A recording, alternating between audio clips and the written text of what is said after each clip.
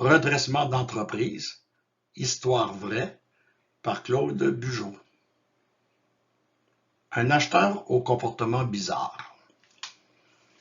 Cela se passe dans les années 1980. Je suis alors directeur des finances pour une entreprise dont le siège social est à Montréal et l'usine dans la région de Québec. Le président de l'entreprise me demanda de me rendre à l'usine pour faire une vérification parce que le directeur de cette usine semble fonctionner comme un électron libre. Je me rendis donc à l'usine afin de faire cette vérification.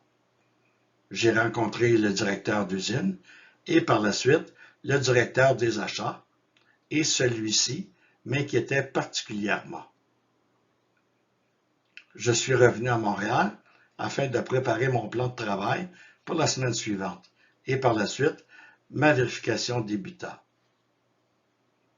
J'ai découvert que mon directeur des achats achetait chez un fournisseur de Québec qui lui offrait des faveurs spéciales dans une maison close de Québec.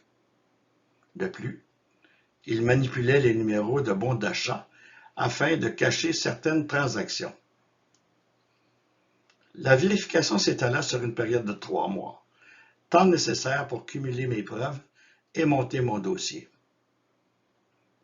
Je me suis rapproché de ce monsieur, qui était aussi un amateur de chasse, et celui-ci me demanda si j'avais une arme à feu à lui prêter pour la chasse à l'orignal. Je lui prêta donc une 303 British.